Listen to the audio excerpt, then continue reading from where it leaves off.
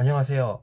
예, 오늘 영상에서는 제가 존경하는 펀드 매니저이신 메리츠 자산운용의 존니 대표님이 평소에 강연에서나 유튜브 영상에서 많이 중요하다고 말씀하신 개념인 펀드의 회전율이라는 개념에 대해서 간략하게 설명드리고 왜 이 펀드의 회전율이 중요한지에 대해서 한번 설명을 드리고자 합니다.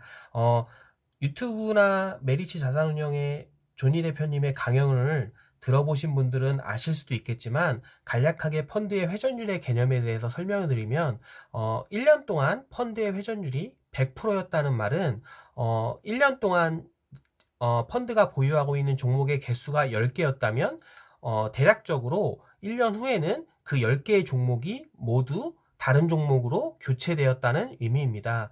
예를 들어서 펀드의 회전율이 200%였다는 얘기는 10개의 종목이 2번 정도 바뀌었다는 것을 의미합니다. 만약에 10개의 종목 중에 펀드의 회전율이 10%였다는 얘기는 1년 동안에 펀드를 운영하면서 종목 교체를 많이 하지 않고 10개 중에 9개 정도의 종목은 그대로 있고 1개의 종목만이 교체가 되었다는 의미입니다. 그렇기 때문에 펀드의 회전율이 낮다는 것은 어떻게 보면은 펀드의 종목들을 신중하게 고르고 교체를 자주 하지 않는다라는 그런 개념이라고 생각해 볼 수도 있겠습니다. 반대로 펀드의 회전율이 높다는 것은 정말 뭐 교체 매매를 많이 한다는 거죠. 1월 달에 보유하고 있는 종목들과 4월, 5월 달, 뭐 6, 7월 달에 보유하고 있는 종목들이 계속해서 달라진다는 말이니까요. 어떤 뭐 긍정적인 측면으로는 뭐 펀드를 교체하는 것이 어떤 그때 당시에 뭐 주식이나 어떤 경제 전망이나 이런 것들을 따라서 트렌드라고 하죠. 뭐 반도체가 좋을 때는 반도체를 사고 한국의 한류 엔터가 좋을 때는 한류 엔터를, 화장품이 좋을 때는 화장품주를 그렇게 급하게 뭐 아니요. 급한 건 아니죠. 유동성 있게 뭐 트렌드를 따라간다고 볼 수도 있겠지만 그것보다는 제가 보기에는 좀 장기적인 교체에서 좀 부정적인 면이 많지 않나 이런 생각이 듭니다. 그러면은 이런 펀드의 회전율이 왜 나쁜지에 대해서 제가 간략하게 제 생각을 한번 설명을 드리겠습니다. 만약에 저희가 장사를 한다고 한번 가정을 해보겠습니다. 장사를 하는 물품은 요 볼펜이라고 한번 생각을 해보겠습니다. 근데 요 볼펜을 저희가 이제 매수를 해서 뭐 주가처럼 2년이나 3년 후에 이 볼펜의 가격이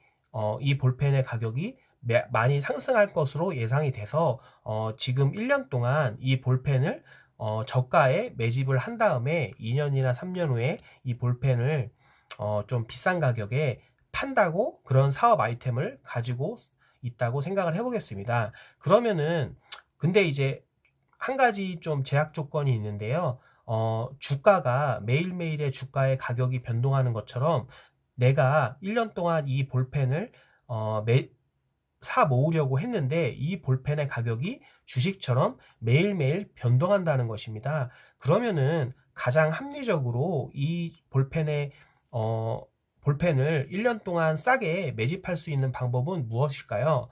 제가 보기에는 매일 같은 일정 금액을 가지고 가서 이 볼펜을 일정 가격만큼 계속 매수하는 것이 가장 합리적인 계획이라고 생각합니다. 왜냐하면 일정 금액을 가지고 가는 경우에는 이 볼펜의 가격이 쌀 경우에는 더 많은 수량의 볼펜을 사게 되고, 이 볼펜의 가격이 비쌀 경우에는 좀 더 적은 수량의 볼펜을 사게 되는 식으로 해서 1년 동안 천천히 매집을 했을 경우에는 평균적인 볼펜 가격으로 매수를 하게 됩니다. 근데 이렇게 매수를 하는 것이 이제 어떻게 보면 회전율이 낮은 펀드의 매집 방법이라고 보시면 될 것 같습니다.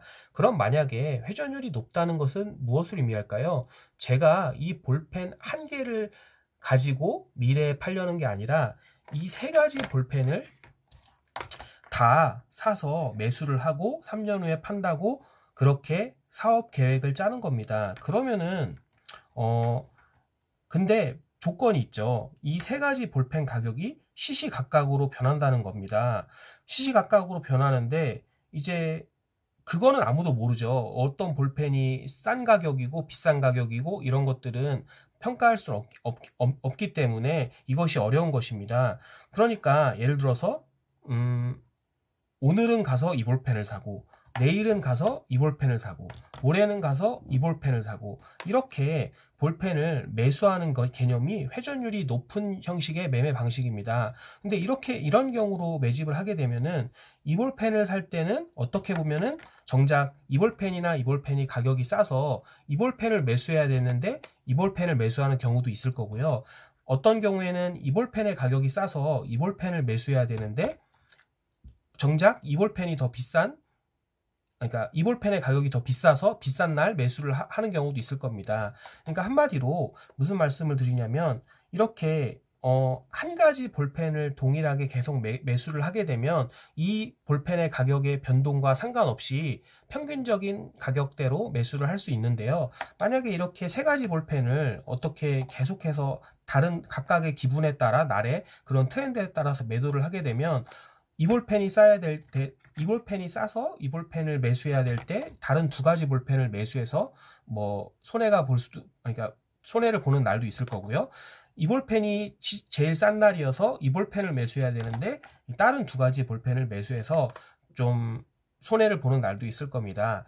뭐 이런 식으로 펀드의 회전율이 높다는 것은 어떻게 보면 이런 식의 매매를 나타내는 것이기 때문에 이렇게 손해를 볼 확률이 높다는 것입니다. 어떻게 좀 이해를 하셨는데 도움이 되셨나요? 한번 여러분들도 이런 펀드의 회전율에 대한 개념에 대해서 한번 생각을 해보시고 투자를 한번 진행해 보셨으면 좋겠습니다. 예, 감사합니다.